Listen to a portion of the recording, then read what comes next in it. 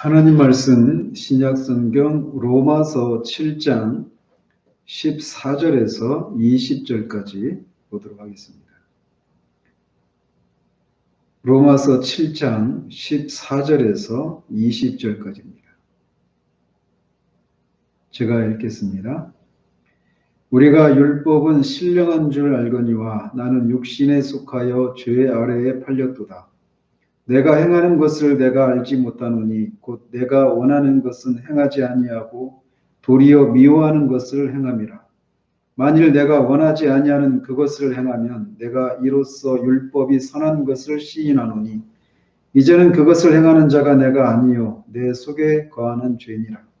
내 속 곧 내 육신에 선한 것이 거하지 아니하는 줄을 아노니 원함은 내게 있으나 선을 행하는 것은 없노라. 내가 원하는 바 선은 행하지 아니하고 도리어 원하지 아니하는 바 악을 행하는도다. 만일 내가 원하지 아니하는 그것을 하면 이를 행하는 자는 내가 아니요 내 속에 거하는 죄니라. 아멘.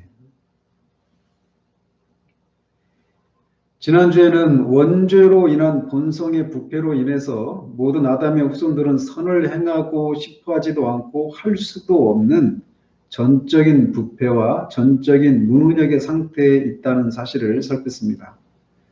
오늘은 이제 6장의 마지막 강들인 5항과 6항을 같이 살펴보도록 합니다. 6장 5항을 보시면 이렇게 되어 있습니다. 이런 본성의 부패는 이 세상 사는 동안에 중생한 사람들 안에도 남아있다. 그리고 그 부패함이 그리스도를 통하여 용서받고 억제되고 있다 할지라도 본성 자체와 본성에서 비롯되는 모든 행동들은 참으로 그리고 완전히 죄이다 라고 고백합니다. 그래서 여기 5항에서 다루고 있는 것은 크게 두 가지입니다. 하나는 중생한 사람들일지라도 즉 신자들이라 할지라도 본성의 부패를 여전히 가지고 있다라고 하는 사실입니다. 그리고 또 다른 하나는 그로 인해서 나타나는 모든 활동과 즉 본성의 부패로 인해서 나타나는 모든 활동과 그 부패한 모든 활동들의 원인인 뿌리인 본성 자체, 부패한 본성 자체도 모두 죄라고 하는 사실입니다. 이 두 가지를 여기서 고백을 하고 있어요. 그래서 이 두 가지 고백을 통해서 소위 완전주의 성화론을 부인하고 또 로마 가톨릭의 사용론이라고 하는 것을 부정을 합니다. 이게 뭐냐? 이제 뒤에서 설명을 드리도록 합니다. 그래서 먼저 이 중생한 사람 신자들 안에도 본성의 부패함이 여전히 남아있다라고 하는 사실을 먼저 첫 문장에서 고백합니다. 우리가 알다시피 중생한 사람이라고 하는 것은 이 하나님의 은혜로 새 생명의 원리를 마음에 심겨진 사람, 그래서 그 본성이 이제 새로운 본성을 가지고 하나님을 사랑하고 거룩함을 쫓는 그런 영혼의 경향성을 가진 사람, 이 사람이 중생한 사람이고 신자란 말이에요. 그러니까 거듭나지 않은 신자, 이건 성경적으로 맞지 않습니다. 모든 신자들은 거듭나고 중생한 사람들인데 중생한 사람들은 새로운 생명의 원리가 그 안에 심겨져서 하나님의 거룩함을 쫓고 하나님을 사랑하고 하는 그런 경향성을 가진다라는 거예요. 이 은혜를 가리켜서 우리가 중생이라고 부르죠. 근데 이 은혜는 성령님으로 말미암습니다. 그래서 이 성령님에 의해서 중생한 사람들은 에스겔 선지자를 통해서 하나님이 말씀하신 것처럼 돌 같은 마음이 부드러운 마음, 고기와 같이 부드러운 마음을 가지게 되죠. 그리고 새로운 의지로 하나님의 거룩함과 선하심을 추구하게 됩니다. 이렇게 새로운 마음과 본성을 가지고 부드러운 마음으로 하나님을 사랑하고 거룩함을 좇는 그런 전적으로 새로운 피조물이 되었음에도 불구하고 여전히 부패한 본성이 그런 중생한 신자 안에도 남아있다라는 사실이에요. 이 사실을 아는 것은 굉장히 중요합니다. 이것을 뭐 여러분들이야 이제 계속해서 이런 말씀을 들었으니까 낯설지 않지만 처음에 우리가 정말 성령에 의해서 구원받은 후에 사실 이것도 어떤 제대로 된 그런 가르침들을 못 받으면 자기 안에서 일어나고 있는 일들이 성령에 의해서 일어난 일인지도 모른 채 그냥 막 그렇게 시작하고 길을 가기가 쉬워요. 그래서 리준스가 그런 얘기를 하잖아요. 우리가 정말 회심할 때, 그때 그 처음 회심할 때 그 속한 교회가 어떤 교회이고 어떤 가르침을 전하는 교회인가가 굉장히 그 사람의 향후의 신앙의 어떤 방향성들을 결정하는 굉장히 중요한 시기가 된다라고 말을 하는 겁니다. 근데 대부분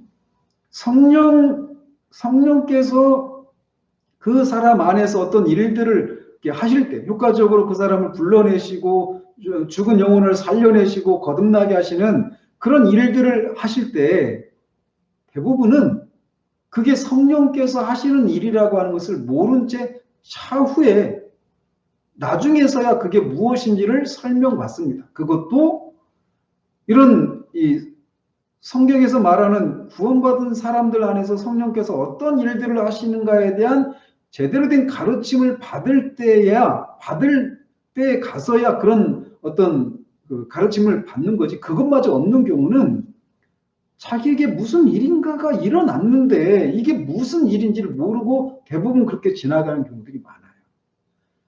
그러다 보면 어떤 일들이 일어나느냐면 그렇게 성령에 의해서 거듭났을 때 분명히 그 사람에는 새로운 본성이, 새로운 영적인 원리와 생명이 심겨졌기 때문에 하나님을 사랑하고 영적인 것을 사랑하고 성경을 사랑하고 진리를 알고자 하는 그런 추구와 열심들, 이런 것들이 막 일어난단 말이에요. 모든 만물이 새롭게 보여지고 모든 것들 속에서 하나님의 운행하심의 손길들이 보여지고 뭐 이런 그런 살아있음의 그런 흔적들을 누린단 말이죠.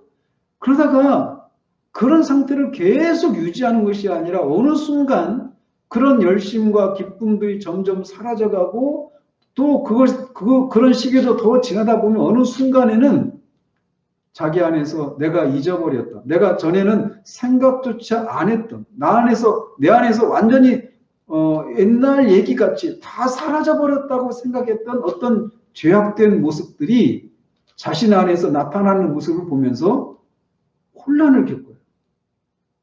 이런 내가 과연 정말 거듭난 게 맞는가? 왜냐하면 여전히 그런 부패한 본성에 해당되는 그런 것들이 자기 안에서 있고 그런 것들이 근거해서 어떤 죄들을 짓는 그런 것들이 나타나기 때문에 어떻게 이런 내가 과연 거듭난 사람이라고 중생한 사람이라고 할 수 있단 말인가 라고 하는 그런 의문을 갖게 되는 말이죠. 그래서 침체에 빠지는 경우들이 많아요. 근데 왜 침체에 빠졌는지 그리고 어떻게 그 상태에서 벗어날 수 있는지를 모르고 어떻게 하다 보면은 침체에서 빠져나오고 어떻게 회복되고 그런 생활들을 계속 반복해 나가기 쉽습니다. 그래서 이 진리로 계속해서 우리가 진리를 통해서 가르침을 받고 우리에게서 일어난 일들이 무엇이고 그 중생한 사람들 안에도 여전히 오늘 이 주제와 관련해서 축소해서 말씀을 드린다라면 중생한 사람들 안에도 여전히 이 원오염의 결과 부패한 본성이 여전히 중생한 사람 안에도 남아있다라고 하는 그 사실을 아는 것은 많은 영적인 이 일로 말미암아 초래된 영적인 침체로부터 벗어나는 중대한 진리가 되는 거예요. 그래서 실제로 중생한 사람 안에도 여전히 부패한 본성이 남아있다라고 하는 것을 성경이 여러 곳에서 말하는데 이를테면 갈라디아서 5장 16절 17절 한번 보시기 바랍니다. 갈라디아서 5장 16절 17절 두 절 한번 같이 한번 읽겠습니다. 시작. 내가 이르노니 너희는 성령을 따라 행하라. 그리하면 육체의 욕심을 이루지 아니하리라. 육체의 소욕은 성령을 거스르고 성령은 육체를 거스르나니 이 둘이 서로 대적하므로 너희가 원하는 것을 하지 못하게 하려 함이니라. 여기서도 보면은 성령으로 거듭난 사람의 심령 안에는 성령을 따르고자 하는 그런 본성이 있는가 하면 그 성령을 거슬러서 육체의 욕심을 따르고자 하는 본성이 서로 대적하고 있다라고 말하고 있습니다. 이런 이유 때문에 그리스도인들에게는 이 성령의 소욕을 거슬러서 육체 욕심을 따라 살아가려고 하는 것과 대항해서 싸우라고 하는 그런 명령을 받는 거예요. 그래서 베드로전서 2장 11절 이렇게 말하고 있어요. 사랑하는 자들아 거류민과 나그네 같은 너희를 권하노니 영혼을 거슬러 싸우는 육체의 정욕을 제어하라. 이렇게 말하고 있어요. 영혼을 거슬러서 싸우는 육체의 정욕이 거듭난 사람들 안에 있다라는 거예요. 사랑하는 자들이라고 불리는 신자들 안에 남아있다라고 말하고 있어요. 그래서 그런 육체의 정욕을 대항해서 거슬러서 싸워야 되는 이런 일들이 있고 그렇게 하라고 하는 그런 명령을 받는단 말이에요. 언제 이 육체의 정욕을 대항해서 싸우는 이 싸움은 언제 끝나게 될까요? 이 고백서에서는 이 세상에서 사는 동안 부패한 본성의 흔적이 남아있다라고 말하고 있어요. 즉 우리가 죽을 때까지 이 육체 정욕을 거슬러서 싸우는 일들이 필요하다라고 말을 하는 겁니다. 이 사실이 이 세상에 사는 동안이라고 하는 이 짧은 이 문구가 또 중요해요. 어떤 면에서 그러느냐? 소위 완전주의 성화론을 주장하는 사람들은 중생한 신자들이 이렇게 육체의 정욕을 거슬러서 싸우는 싸움이 있는데 그들이 뭐라고 부르든지 어떤 용어를 사용하든지 그 신자가 어떤 급격한 어떤 큰 은혜 체험을 하게 되면 더 이상 이런 싸움이 필요하지 않게 되는 그런 때가 온다라고 하는 주장을 합니다. 이게 완전주의 성화론에서 말하는 주장이에요. 그래서 소위 제2의 축복이라고 하는 영적인 체험을 통해서 신자가 더 이상 죄를 짓지 않는 상태에 이를 수 있다라고 주장을 합니다. 그런데 여기서 고백하고 있는 것처럼 육체의 소욕과 성령의 소욕이 서로 거스르고 대적하고 싸우는 이 싸움은 이 세상에서 사는 동안 계속될 것이라고 말하고 있어서 완전주의 성화론을 부정하고 있어요.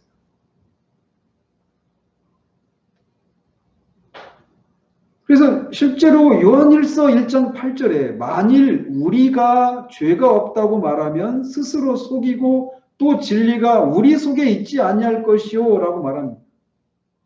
여기서 지금 사도 요한이 말하고 있는 건데 만일 너희가 죄가 없다고 말하면 스스로 속이고 또 진리가 너희 속에 있지 아니할 것이요 이렇게 말하고 있지 않고 자신을 포함해서 우리가 죄가 없다고 말하면 스스로 속이고 또 진리가 우리 속에 있지 아니할 것이요 라고 말하고 있습니다. 이렇게 말하고 있는 사도는 분명히 그 완전주의 성화론을 말하는 세컨드 블레싱을 주장하는 사람들이 볼 때 사도 요한은 어떤 사람이에요? 오순절 성령의 충만함을 받은 사람이죠. 그거를 이 사람들은 세컨드 블레싱이라고 말하거든요. 제2의 축복이라고 말하거든요. 그렇게 됐을 때 이제 그 율법을 지키고 또 온전히 지키고 무지한 그런 상태, 죄를 짓지 않을 수 있는 그런 상태까지 이룰 수 있다라고 그들은 주장한단 말이에요.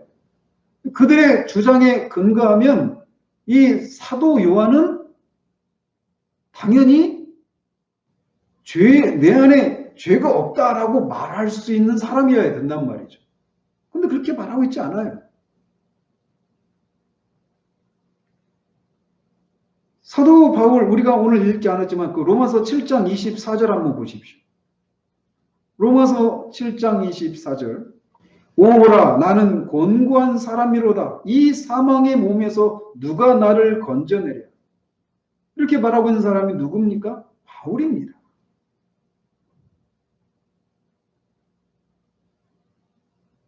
이런 것처럼 이미 이 바울은 중생한 사람임에도 불구하고 이런 탄식을 하고 있어요. 뿐만 아니라 뭐 다윗도 그렇고 솔로몬도 그렇고 이사야도 그렇고 베드로도 그렇고 이런 이 모든 사람들이 거듭난 하나님의 사람들임에도 불구하고 중생한 사람들임에도 불구하고 이렇게 여전히 자신 안에 남아있는 부패한 본성으로 인한 영혼의 탄식을 쏟아내고 있다라는 것을 우리는 기억해야 돼요.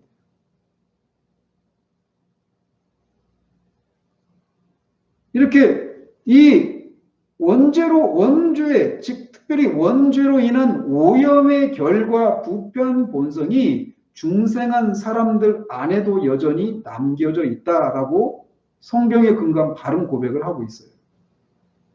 그렇다면 왜 그것을 이 부패한 본성을 남겨두셨을까요? 하나님의 지혜 가운데 우리가 그 속속들이 알 수는 없지만 이런 탄식이 우리 가운데 있지 않으면 우리가 천국을 소망할까요? 이런 부패한 본성으로 인한 죄와 더불어 싸워야 되는 그런 싸움이 없는 세상을 사모하게 될까요? 그렇지 않을 거예요. 그래서 하나님의 지혜 가운데 거듭났음에도 불구하고 거듭남에 따라 새로운 본성을 가졌을 뿐만 아니라 이 부패한 본성도 여전히 남아있어서 서로 싸우는 그 싸움을 인해서 그런 싸움이 전혀 없는 완전한 평화와 완전한 쉼이 있는 천국을 향한 하나님 아버지가 계신 천국을 향한 소망과 갈망을 우리로 하여금 품게 하시고자 하신 하나님의 지혜가 이 사실에서도 남겨져 있지 않은가 조심스럽게 우리가 생각을 해봅니다. 또 이 5장에서 그래서 첫 번째로 이 5항에서 첫 번째 고백하고 있는 것은 중생한 사람들 안에도 원죄의 오염으로 말미암은 부패한 본성이 남아있다. 그래서 그런 갈등이 있다. 싸움이 있다. 성령의 소욕과 육체의 소욕이 서로 싸우는 그런 싸움이 있다. 반대로 말하면 이런 싸움이 없는 사람은 중생하지 않은 사람이거나 스스로 자신을 속이고 있는 사람이에요. 사도 요한의 표현대로. 자, 이게 첫 번째 고백하고 있는 거라면 두 번째 고백하고 있는 거는 이 신자 안에 남아있는 부패한 본성 그리고 그 본성으로 말미암아 나오는 모든 것들이 완전하게 죄다라고 말하고 있다는 거죠. 중생한 사람에게 남아있는 이 부패함은 그가 중생하기 전에 중생하지 않았을 때 그 부패한 본성이 그에게 작용하는 것만큼 그렇게 똑같은 정도로 그렇게 작동하지는 않습니다. 왜냐하면 그리스도께서 특별히 성령을 통해서 그 부패한 본성에 대해서 용서해 주시고 또 그거를 억제하고 계시기 때문에 그래요. 그래서 부패한 본성이 그 사람의 거듭난 사람에게 작용하는 정도는 중생하기 전과 후가 다릅니다. 그리스도가 억제하시는 이런 일이 있기 때문에 그래요.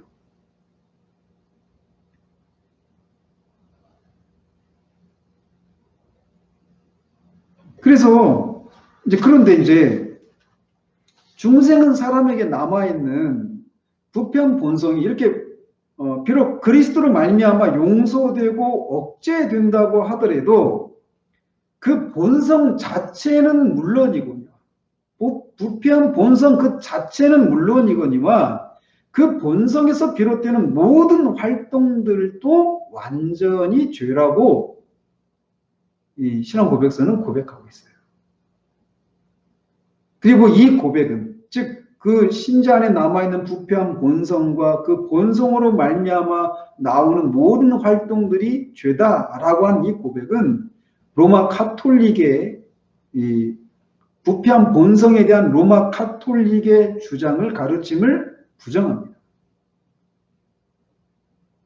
로마 카톨릭에서는 그들도 아담이 타락한 이후에 이 아담의 후손에게 그 아담의 부패한 본성이 전달되었다라고 하는 것을 인정하긴 합니다. 그런데 그 부패한 본성을 우리가 지금 이 5항에서 고백하고 있는 것처럼 그 부패한 본성을 죄라고 우리는 고백하는데 그들은 그게 죄라고 말하지 않아요.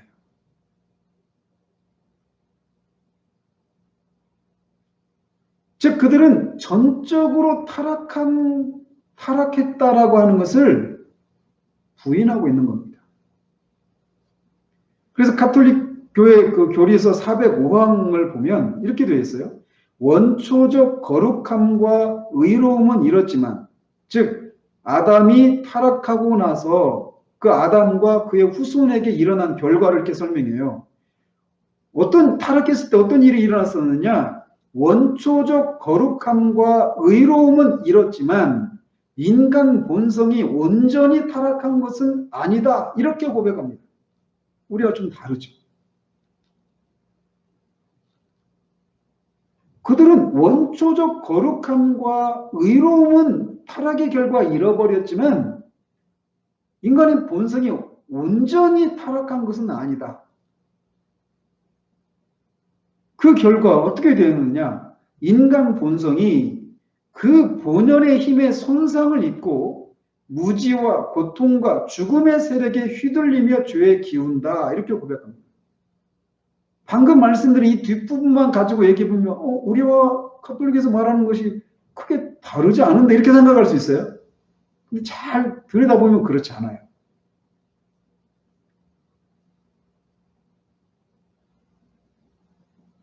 우리는 앞에 지난주에 살펴본 것처럼 이 부패한 본성이 우리의 전 존재의 인격에 다 영향을 미쳤기 때문에 선을 행하고자 하는 성향도 전혀 가지고 있지도 않고 선을 행할 수도 없고 오히려 선을 반대하는 사람이 되어서 악을 행하고 싶은 마음으로 이끌려간다 이렇게 고백했잖아요. 근데 그들은 그렇게 주장하지 않아요. 어떻게 말을 하느냐? 가톨릭 교회도 사람이 본성의 부패로 말미암아서 마귀에게 예속되고 죽음의 세력에 휘둘리고 죄에 기울어지기는 한다라고 하는 것까지는 인정합니다. 근데 그럼에도 불구하고 인간이 타락한 후에도 타락하기 전과 마찬가지로 여전히 자유로운 상태라고 하는 것을 전제합니다. 왜냐하면 이들은 타락으로 인해서 나타난 영향은 원초적 의와 거룩함을 상실한 것으로만 봅니다. 이게 무슨 말이냐? 이 카톨릭은 이렇게 처음 창조된 인간의 상태를 이렇게 봐요. 왜냐하면 하나님께서 창조한 이 자연적인 인간, 타락하기 전에 인간은 그때도 육체와 영혼의 갈등이 있는 존재였다. 이렇게 전제합니다. 그런데 그 영혼이 육체를 지배해서 그 존재가 하나님의 뜻을 행하고 하나님을 즐거워하는 그런 조화로운 인간이 될 수 있기 위해서는 인간 밖에서 부과되는, 덧붙여지는 초자연적인 은사가 필요했다라고 말합니다. 그러니까 처음 창조되었을 때 그 인간의 상태가, 아담의 상태가 어떤 상태였느냐? 영혼과 육체가 갈등을 빚고 있었다라는 거예요. 근데 영혼이 그 육체와 갈등을 빚는 상태가 아니라 영혼이 육체를 지배하는, 그래서 조화로운 상태를 유지하기 위해서는 인간 안에는 자체적으로 그런 힘이 없고 외부에서 덧붙여진 부과된 어떤 선물이, 하나님이 주시는 선물이 주어져야 했다라는 거예요. 그게 뭐냐? 원초적인 의와 거룩함이라고 하는 은사라고 말을 해요.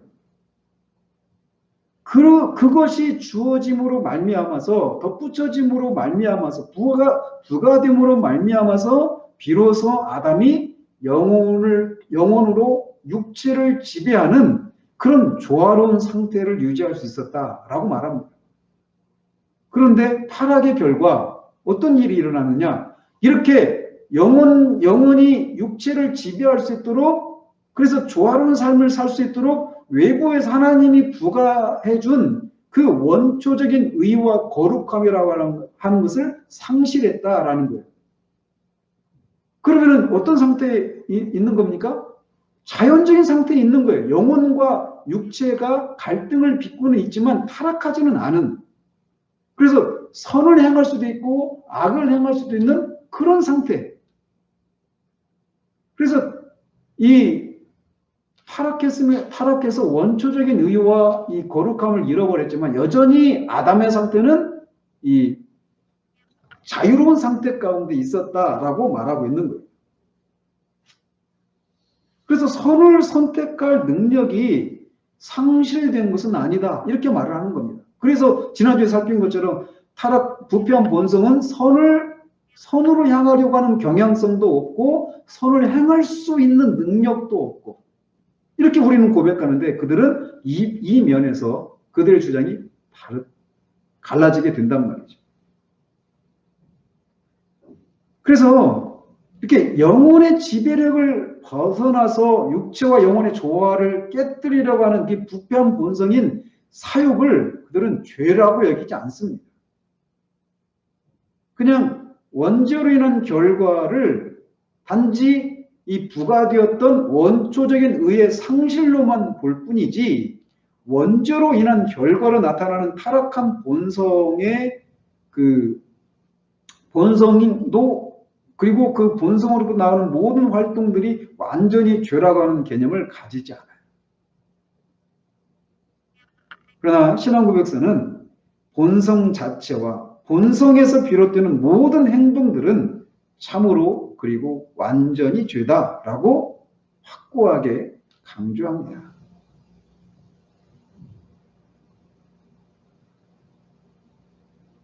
이것이 이 고백서에서 말하고 있는 것들이에요. 그리고 이런 것들이 이 고백을 통해서 완전주의 성화론과 부패한 본성 그 자체를 죄라고 보지 않는 로마 카톨릭의 부패한 본성에 대한 관점이 잘못되었다고 하는 것을 이 고백을 통해서 우리에게 말해주고 있는 겁니다. 이어서 6장 6항을 봅니다. 원죄와 실제로 범한 죄는, 우리가 자범죄라고 하죠. 원죄와 실제로 범한 죄는 모두가 하나님의 의로운 법을 어긴 것이며 그것에 어긋나는 것으로 죄 그 자체의 본질에 따라 죄를 범한 자에게 죄책을 야기한다. 그로 말미암아 죄인은 하나님의 진노와 율법의 저주에 묶이게 되며 영적이며 육체적이며, 또 육체적이며 여기를 시간적이며 이렇게 해석하기도 합니다. 번역하기도 합니다. 영적이며 육체적이며 영원한 모든 비참함과 더불어 사망에 처하게 된다, 이렇게 고백합니다. 그래서 6항에서 고백하고 있는 것도 두 가지예요. 크게 하나는 뭐냐, 죄는 본질상 죄책을 야기한다 라고 하는 것을 하나 고백하고 있고, 두 번째로 고백하고 있는 것은 뭐냐면 그 죄책에 따라서 형벌을 받게 된다라고 하는 겁니다. 그 형벌의 내용이 뭐냐? 하나님의 진노, 율법의 저주, 이런 것들을 말한 거죠. 금생과 내생에서의 그런 영혼의 비참함, 이런 형벌을 받는다라고 고백하고 있어요. 그래서 우리가 원죄는 두 가지로 구성된다고 그랬죠. 죄를 지으면 죄에 대한 책임을 가지게 돼요. 그래서 원죄에 대한 책임, 원죄책과, 죄를 지면 죄에 대한 책임만 생기는 것이 아니라 그 죄로 인한 이 오염이 발생한다고 말씀드렸어요. 그래서 원죄는 원죄책과 원오염으로 구성된다, 이렇게 말씀드렸죠. 자, 2주밖에 안 됐으니까 기억나시죠? 그런데 그래서 우리가 원죄책과 원오염을 가지고 얘기하면서 이제 지난주에는 원오염에 대한 것들을 살펴본 거예요. 근데 여기서는 이제 원죄책에 대한 얘기를, 죄책에 대한 얘기를 여기서 이제 고백하고 있는 겁니다. 그래서 원죄로 인한 그 죄책과 그 죄책에 따른 형벌을 받는데 그 형벌의 내용들이 뭐냐라고 하는 것을 6강에서 고백하고 있는 거예요. 그래서 그 죄책으로 말미암아서 받는 형벌은 하나님의 진노, 율법의 저주, 그리고 영적이고 육체적이고 영원한 비참함과 함께 사망에 처하게 된다라고 하는 것들인데, 이 이런 죄책으로 인한 형벌은 원죄에 대한 죄책에 대한 형벌 때문에도 이런 형벌을 받고, 실제로 범한 죄, 즉 자범죄로 인한 죄책에 대한 형벌에도 다 해당이 된다라는 겁니다. 원죄든 자범죄든 죄를 지으면 죄책이 발생을 하고 죄책에 따른 형벌을 받게 되는데, 그게 원죄와 자범죄 모두 둘 다에 해당이 된다라고 고백하고 있는 거예요.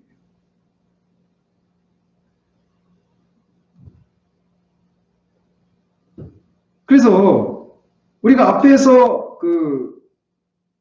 6장 4항에서 원죄로 인한 본성의 부패로 인하여 우리는 선을 행하고자 하는 성향을 전혀 갖지 않으며 선을 행할 수도 없고 선을 반대하는 자들이 되었으며, 그리고 악을 행하고 싶은 마음으로 온통 이끌려져 있고 온갖 범죄를 실제적으로 범한다라고 하는 고백하는 것은 죄가 본성의 부패,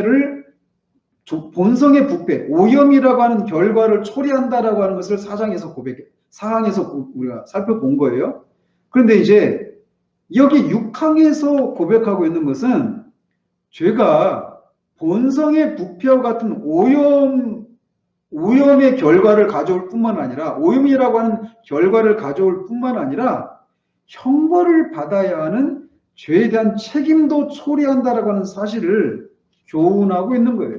그래서 다시 거듭해서 말씀드리면, 죄로 인해서 나타나는 두 가지 효과, 즉 죄책과 오염에 대해서 이제 6항에서 모두 다, 4항에서는 오염에 대해서, 이 6항에서는 죄책에 대해서 다루는 것을 통해 죄의 결과가 두 가지를 초래한다라고 하는 것을 바르게 고백하고 있는 거예요. 죄에 대한 책임, 죄로 말미암은 오염, 죄로 말미암은 오염을 본성의 부패함, 이걸 가지고 설명을 하는 거죠. 그래서 흔히 이 죄로 인해서 이렇게 일어나는 효과가 두 가지예요. 죄책과 죄의 오염, 이렇게 그런 결과가 초래되는데, 죄와 관련해서 성경에서 보면 더럽다, 상처를 입었다, 병들었다라고 하는 그런 표현들을 써요. 이런 표현들은 죄의 오염에 관련된 표현일까요? 죄에 대한 책임에 따른 표현들일까요? 그렇습니다. 죄의 오염에 따른 표현들이에요. 그런데 범죄, 위법, 빚, 이런 표현을 가지고도 죄를 이렇게 죄에 대해서 이렇게 묘사하는데, 이런 용어들, 범죄, 위법, 빚, 이런 것들은 죄책의 결과와 관련된 죄를 묘사하는 그런 단어들입니다. 그래서 우리가 예수 그리스도를 믿으면 죄로부터 구원을 받잖아요. 이것도 굉장히 중요한 개념이에요. 성경에서는 이 어떤 용어 하나하나가 다 든 의미들이 다 있는 거예요. 우리가 구원받는다, 예수를 믿으면 구원받는다라고 할 때, 그 구원을 받으면, 언제도 말씀드렸죠, 이 구원을 묘사하는 단어들이 굉장히 많아요. 영어로 리뎀션도 있고, 세이브도 있고, 레스큐, 리컨실리에이션 이런 단어도 있고, 또 하나가 뭐냐면 딜리버런스라고 하는 단어가 있어요. 기억나십니까? 딜리버런스라고 하는 단어인데, 딜리버런스는 딜리버리의 명사예요. 딜리버리는 배달하는 거예요. 배달의 요체는 뭡니까? 어떤 장소에서 어떤 장소로 어떤 물건을 옮기는 거예요. 그래서 from where to where, 어떤 장소로부터 어떤 장소로 옮기는 것이 딜리버리고 그거의 명사형이 딜리버런스, 구원이란 말이에요. 즉 우리가 예수를 믿으면 구원받는다라고 할 때는 어떤 상태에서 어떤 상태로 옮겨진 것을 의미하는 거예요. 그런데 예수를 믿으면 구원받는다고 할 때 가장 첫 번째는 뭐냐? 죄로부터 구원을 받는 겁니다. 죄로부터. From sin to right. righteousness.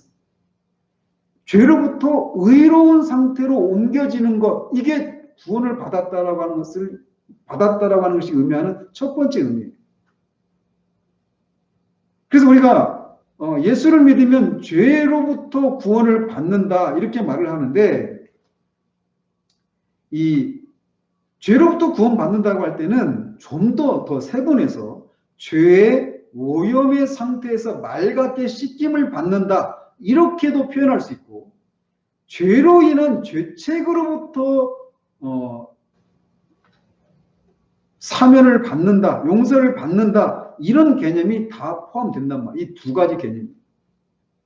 자, 그래서 죄로 인한 오염의 상태로부터 맑게 씻겨진다. 이게 구원의 서정에서 어떤 거에 해당됩니까? 그래요. 성화예요.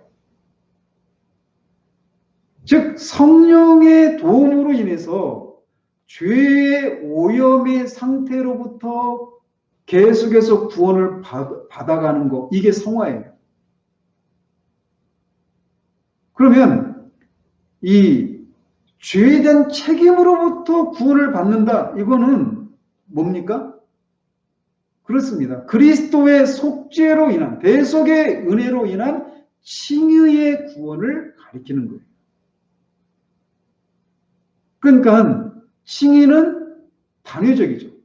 그냥 예수 그리스도를 우리가 믿는 순간 우리가 의롭게 되는 거예요.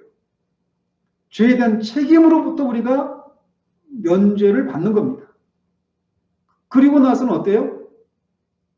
우리가 죄로 말미암은 오염으로부터 계속해서 우리가 구원을 이루어가는 거예요. 그게 성화예요. 성화는 누가 주도하셔요? 성령께서. 그래서 우리가 죄에서 구원을 받는다라고 하는 것은 이렇게 죄의 성령으로 말미암아서 죄의 오염으로부터 구원을 받는다라고 하는 개념과 그리스도의 속죄로 말미암아서 죄에 대한 책임으로부터 구원을 받는다라고 하는 개념이 다 포함되어 있는 거예요.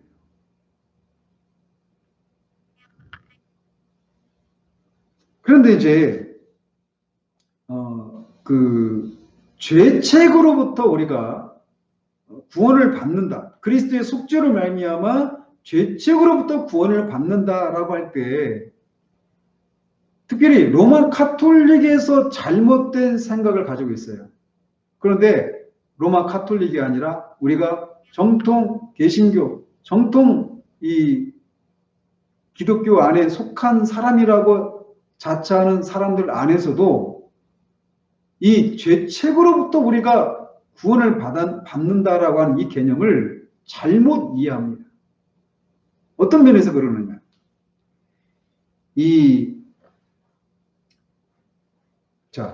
죄책, 이 개념을 이해하는 게 굉장히 중요해요. 중요하지 않은 게 없죠. 다 중요합니다. 근데, 잘 보십시오. 우리가 카톨릭에서는 어떤 걸 주장하느냐면, 죄에 대한 책임은 죄를 짓는다라고 하는 게 뭡니까? 죄를 짓는다라고 하는 것은 하나님의 법을 어기는 거예요. 불법이에요. 그러니까 위법을 하는 겁니다. 법을 위반하는 거예요. 그거를 이제 죄책을, 그래서 이 죄에 대한 책임을 또 두 가지로 나눕니다. 하나가 뭐냐면 죄에 대한 이 죄를 범한 책임, 그거를 범책 이렇게 부릅니다. 죄를 범한 것에 대한 책임, 줄여서 범책 이렇게 말을 해요. 그러면 죄를 지으면 뭐가 따라오게 되어 있어요? 반드시 형벌이 따라옵니다. 그러면 형벌을 죄를 범한 것에 대한 법을 위반한 것에 대한 범한 것에 대한 책임, 범책은 반드시 죄를 범한 것에 대한 법을 위반한 것에 대한 형벌이라고 하는 이 형벌을 받을 책임도 같이 따라오는 거예요. 그러니까 그거를 줄여서 뭐라고 말을 하냐면 벌책 이렇게 말합니다. 그래서 죄책은 범책과 벌책으로 다시 그렇게 두 부분으로 나눌 수 있어요. 그런데 죄를 범하면 어때요? 반드시 형벌을 받게 되어 있어요. 그러면 죄를 범하면 반드시 형벌을 받게 되는데 제가 질문해 볼게요. 예수 그리스도께서 십자가에서 우리의 죄를 대신해서 형벌을 받으셨잖아요. 그죠? 그러면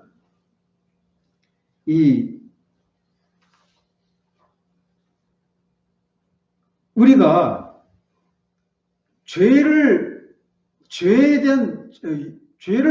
법을 어긴 것에 대한 범책으로부터 우리가 사유하심을 받습니까? 안 받습니까? 예수님을 믿으면? 예수님이 그렇게 우리의 죄를 대신 지시고 십자가에 죽으시고 다시 살아나셨다라고 하는 그 진리를 우리가 믿으면 우리가 이 법을 어긴 것에 대한 범책으로부터 사유하심을 면제를 받는 일이 일어납니까? 안 일어납니까? 일어나죠. 그러면 또 질문할게요. 그렇게 죄를 범한 것에 대한 범책으로부터 우리가 사유하심을 받으면 그것도 죄를 범한 것에 대해 형벌을 받아야 되잖아요. 그 벌책에 대해서는 우리가 사유하심을 받습니까? 안 받습니까? 맞아요. 벌책에 대해서도 우리가 사유하심을 받아요.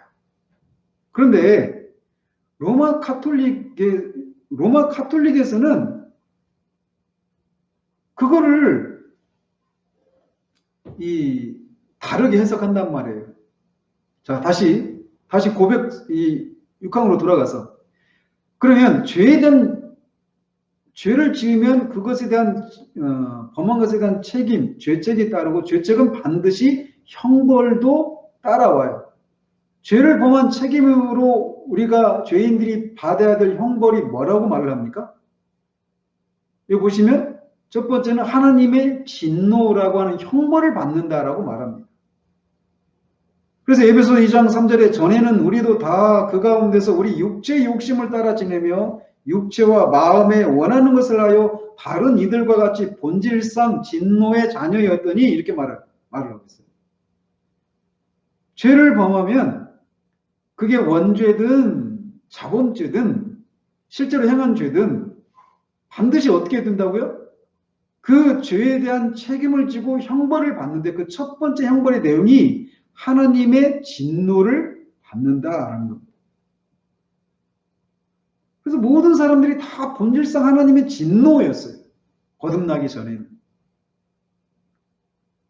그 두 번째 형벌은 뭐라고 말을 하냐면 율법의 저주를 받는다라고 말하고 있습니다. 갈라디아서 3장 10절 한번 보십시오.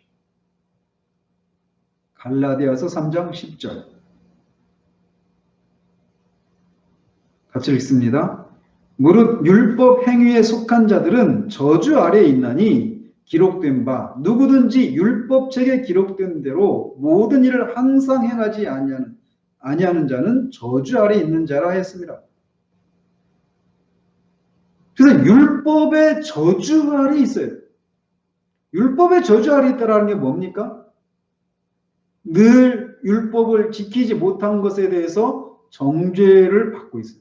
그리고 율법을 지키지 못하면 어떻게 해야 돼요? 율법에 따른 형벌을 받아야 된다라고 하는 그런 정죄 아래 있는 거예요. 세 번째 형벌의 내용은 뭐라고 말을 하냐면 사망이라고 말합니다. 죄의 싹은 사망이요 하나님의 은사는 그리스도 예수 우리 주 안에 있는 영생이니라. 그런데 이런 형벌을 죄책으로 인한 죄에 대한 형벌이 이렇게 하나님의 저주, 율법의 저주, 사망 이런 것들인데 이것을 이 땅에 사는 동안 일시적으로 육체에만 미치는 것이 아니다라고 고백하고 있는 거예요. 이런 하나님의 저주와 하나님의 진노와 율법의 저주와 이 사망의 형벌을 이 땅에 사는 동안 일시적으로 육체에만 받는 것이 아니라 영원히 이런 비참함을 겪게 된다라고 말하고 있어요. 그래서 소요리 문답에서는 우리가 이런 이 금생과 내세의 모든 비참함을 경험하게 된다라고 말하고 있는 거예요. 이처럼 내적인 영적 부패와 무능력뿐만 아니라 외적으로, 그래서 우리가 죄의 오염으로 말미암아 우리의 내적인 본성이 부패하고 무능력해졌을 뿐만 아니라 외적으로 이 세상을 살아가는 동안 각종 환난과 재난과 비극과 고통과 눈물과 아픔이라고 하는 비참함을 겪어야 하는 거예요. 그리고 이것은 이 땅에서 끝나는 것이 아니라 끔찍하게도 영원 속에서도 겪는 것이 된다는 겁니다. 여러분, 우리가 이 사실 하나만으로도 영원히 죄에 대한 형벌로 영원히 하나님의 진노와 이 사망의 저주 아래 놓여 있게 된다라고 하는 것으로부터 우리가 건짐을 받았다라고 하는 이 사실 하나만으로 우리는 영원히 하나님을 찬양하고 감사해야 될 이유가 여기에 있어요. 우리가 지난주에 살핀 것처럼 이런 상태에서 우리가 벗어날 수 있는 능력이 없습니다. 전무합니다. 불가능합니다. 그런데 그런 우리를 그게 바로 우리였단 말이에요.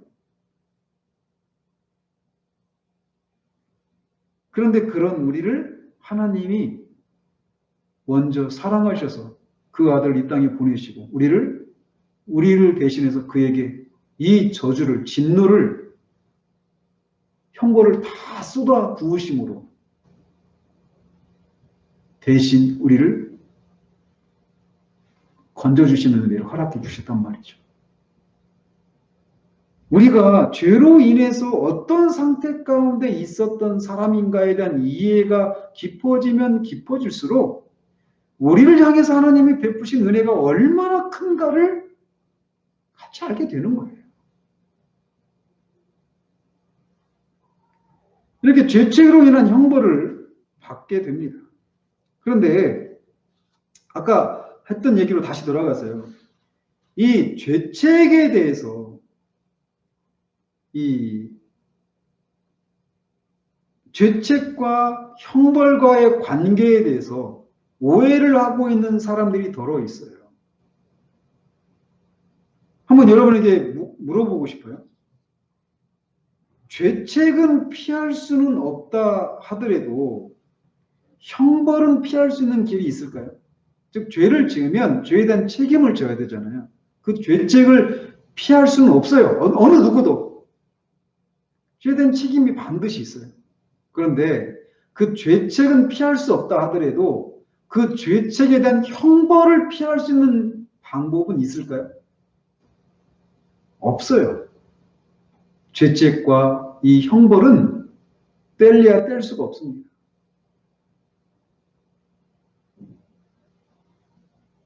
죄책이라고 할 때는 죄를 범한 책임, 즉 범책과 벌을 받아야 할 책임, 즉 벌책 모두를 포함하는 거예요. 범책과 벌책 이 두 가지가 죄책에 해당되는 거예요. 범책은 있는데 벌책은 없다. 성립이 안 돼요.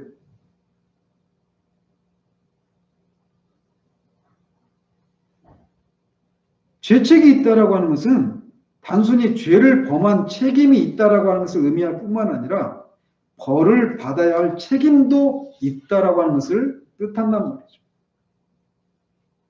이것을 아는 것이 왜 이것을 아는 것이 중요한데 왜 중요하느냐? 만약 죄책으로부터 예수 그리스도를 믿어서 우리가 죄책으로부터 용서를 받았다라고 할 때 죄를 범한 책임으로부터만 용서를 받는 겁니까?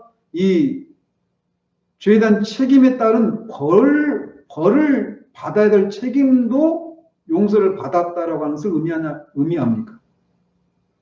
후자죠. 그죠? 그런데 로마 카톨릭은 그렇게 가르치지 않아요. 카톨릭의 주장에 따르면 범책, 죄를 범한 책임은 그리스도로 말미암아, 그리스도의 대속 사역으로 말미암아 용서를 받았지만 벌책은 여전히 남아있다라고 말을 해요. 근데 카톨릭에서 그렇게 말을 하는데 아까 앞에서도 말씀드린 것처럼 정통 개신교인이라고 하는 사람들 안에도 이런 관념을 갖고 있는 사람들이 많아요. 그래서 죄에 대한 책임으로부터는, 그러니까 죄를 범한 책임으로부터는 용서를 받았지만 죄를 지은 것에 대해서 형벌을 받아야 될 책임은 아직도 남아있어서 내가 그 형벌을 보상하기 위해서 무엇인가를 해야만 한다라고 하는 생각들을 하는 거예요. 그것이 어떤 식으로 나타나느냐? 무엇인가 어떤 일이 잘못되거나 뭔가 꼬이고 그러면은 내가 전에 지었던 그 죄에 대한 형벌을 하나님이 나한테 벌을 내리신다. 이런 생각을 하는 거예요. 말은 카톨릭과는 다른 말을 하지만 내용적으로는 그런 생각을 갖고 있는 사람들이 상당히 많아요.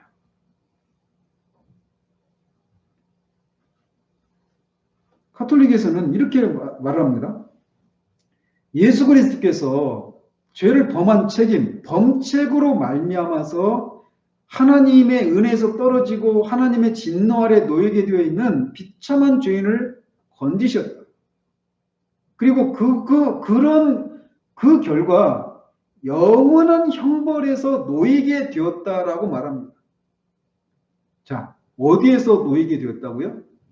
영원한 형벌.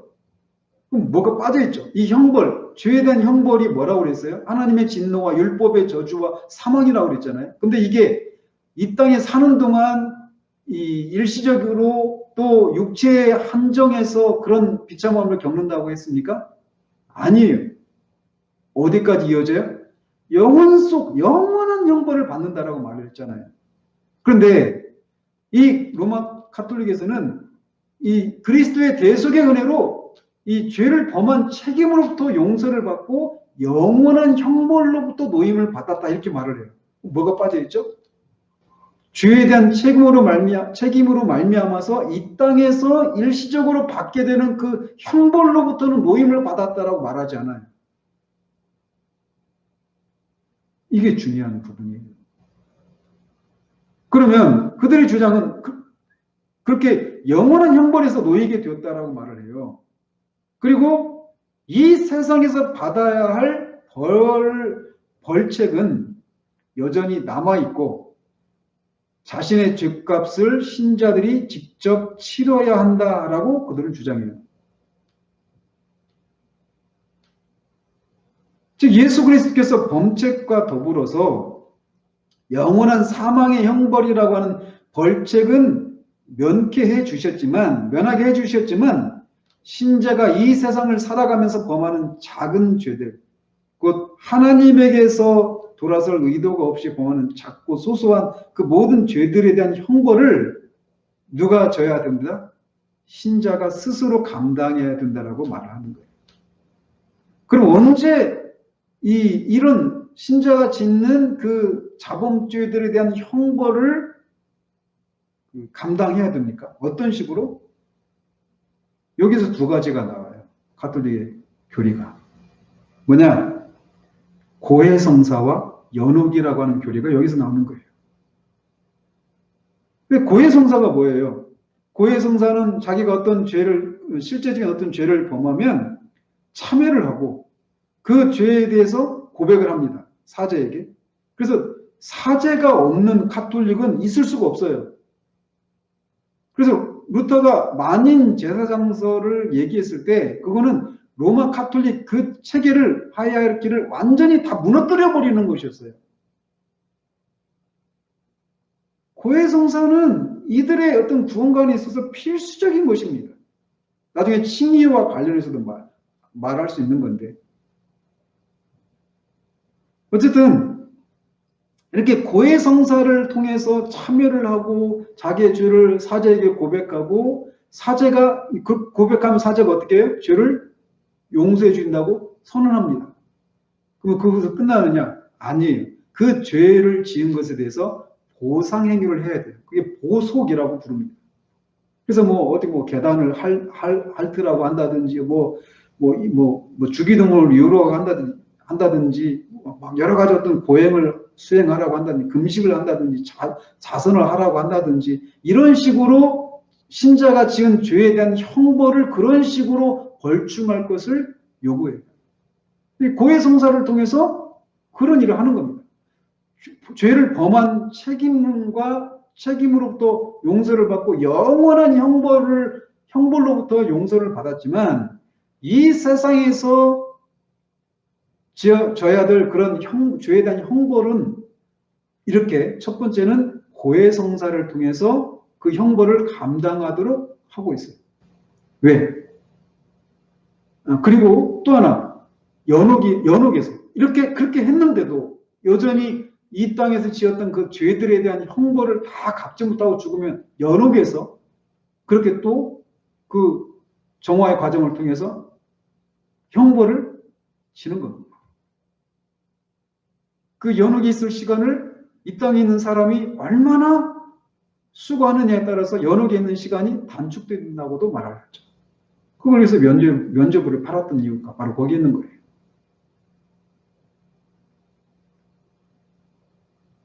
그런데 이들의 이 주장, 즉 예수 그리스도의 대속으로 인해서 죄를 범한 범책과 또 영원한 형벌로부터는 사유하심을 받았지만, 이 세상에서의 형벌에 대한 것들은 고해성사와 연옥에서 그 형벌을 신자가 감당해야 된다. 이 얘기는 무엇을 부인하는 겁니까?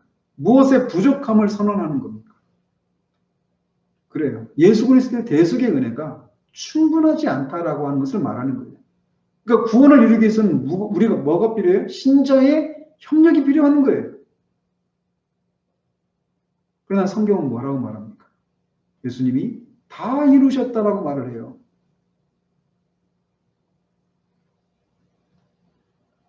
죄책으로부터, 우리 예수 그리스도를 믿는 순간 우리가 죄책으로부터 용서를 받는다라고 하는 것은, 앞에서도 말씀드렸죠. 죄책은 범책과 벌책으로 구성되어 있는데, 범책으로부터는 구성받고 범책으로부터는 그 사유하심을 받았는데 벌책은 사유하심을 못 받았다. 이 얘기는 죄책으로부터 용서를 못 받았다. 이런 얘기하고 똑같은 거예요. 그러니까 예수 그리스도를 믿었는데 이 벌책으로부터는, 형벌은 스스로 우리가 져야 된다. 이 얘기는 예수 그리스도의 대속의 은혜가 충분하지 않다라고 하는 것을 선언하는 거예요. 그건 전혀 성경적이지가 않죠. 그리스도의 그 십자가의 대속의 은혜를 폄하하고 있는 거예요. 십자가의 대속의 은혜는 죄에 대한 책임, 즉 죄에 대한 책임도 더 세부적으로 죄를 범한 범책과 범책에 따른 벌책으로부터 다 우리를 사유해 주신 겁니다. 그러니까 신자가 실제적으로 죄를 지었을 때 어떤 그 형벌을, 그 죄를 지은 것에 대한 책임에 따라서 형벌을 우리가 받아야 됩니까? 아니에요. 왜요? 그리스도께서 이미 다 받으신 거예요.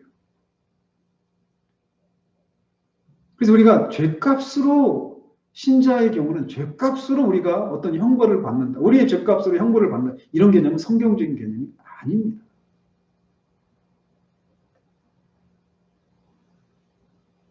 그리스도로 충분합니다.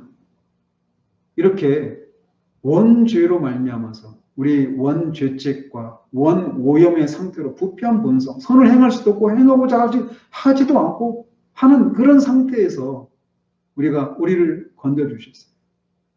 그 원죄책에 대한 책임으로부터 우리를 다 면해 주셨습니다.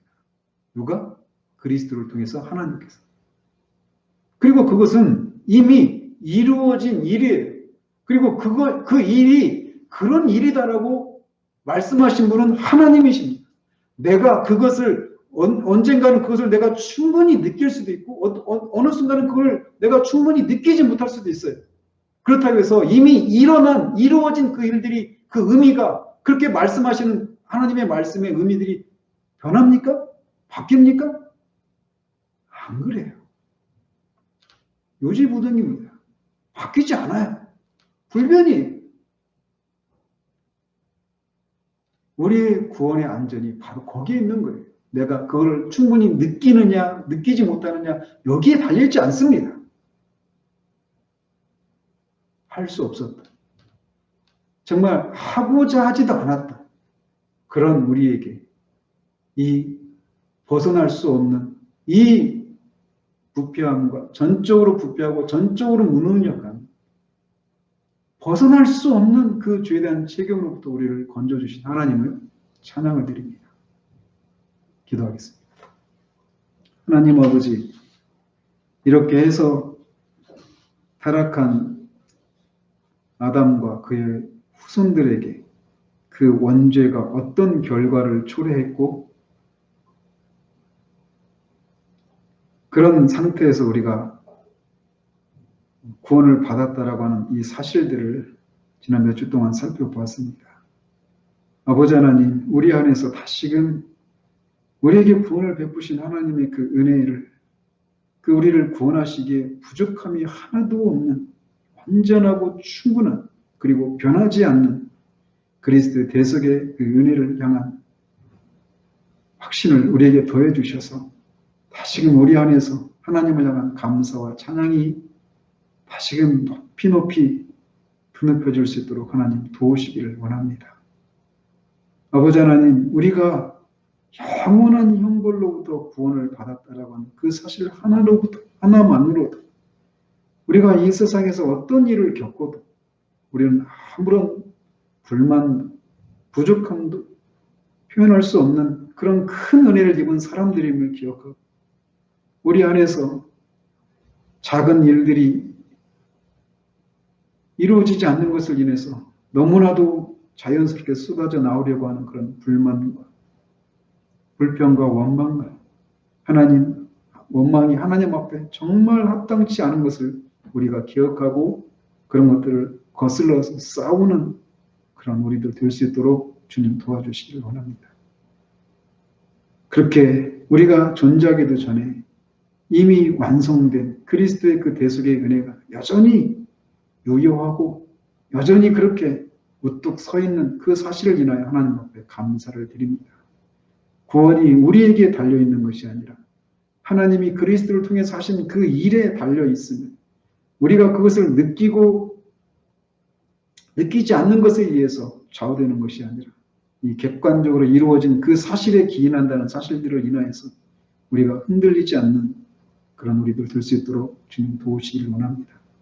이 한 주간도 흩어진 주의 백성들의 삶 가운데 하나님 함께해 주시고 그렇게 구원해 내주신 하나님이 정말 그리스도의 예수의 날까지 우리를 끝까지 지키시고 이루실 것을 우리가 확신하는 가운데 평강과 기쁨 가운데 거하는 한 주 될 수 있도록 주님 붙들어 주시기를 원합니다. 예수 그리스도 이름으로 기도합니다. 아멘.